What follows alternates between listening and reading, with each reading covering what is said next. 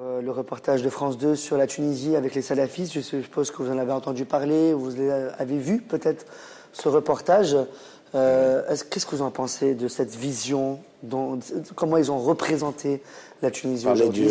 Vous parlez d'Envoyé spécial. D'Envoyé spécial, exactement. Une émission assez choquante pour beaucoup de Tunisiens. Quelle est votre réaction par rapport à ça, monsieur Mouhar? Vous savez, vous êtes un homme de médias et vous savez comment les médias fonctionnent. Je pense que ça a été exagéré.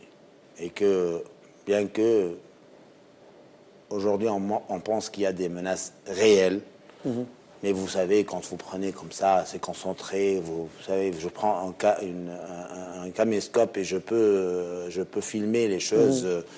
Je ne pense pas que ça reflète la réalité, ça inquiète beaucoup de nos concitoyens, mais c'est à prendre au sérieux quand même. C'est-à-dire on ne peut pas dire uniquement que c'est exagéré, qu'il n'y a rien du tout, et que ce n'est pas la Tunisie aujourd'hui, donc il y a des menaces réelles. On peut en parler, si vous voulez. Je pense que c'est un de vos sujets, cette affaire du Mali. Exactement. C'était le sujet que je sujet que je voulais entrer dans ce sujet. Il y a des menaces réelles. On a beaucoup d'inquiétudes sur l'avenir des libertés dans notre pays.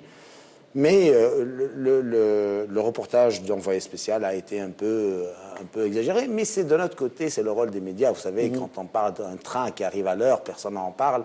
Un train qui arrive en retard... ça fait polémique. Ça fait polémique. D'accord. Madame Julibi. Je ne pense pas que ce soit... J'espère que c'est ce qui s'est passé dans cet envoyé spécial. Il n'y ait pas de politique ou de lobbying derrière. Il y en a qui disent que c'est le Maroc qui est derrière ça pour pouvoir reprendre le marché du tourisme encore plus. C'est ce qu'on a entendu parler. Après, je ne sais pas. Parce que ça serait vraiment dangereux.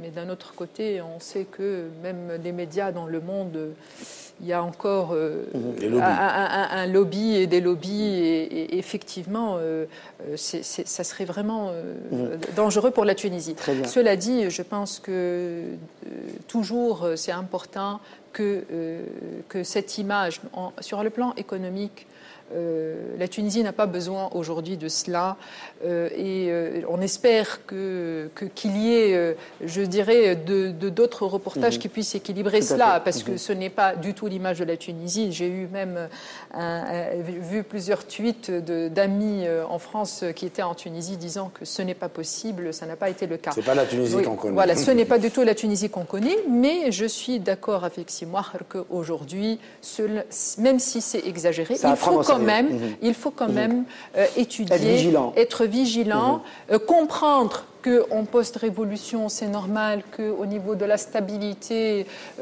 qu'aujourd'hui, il y a un peu de temps, il y a des moyens à mettre en œuvre pour arriver à cette stabilité. Mais d'un autre côté, je pense qu'il faut étudier cela de manière... On a vu que la France est aux côtés des troupes.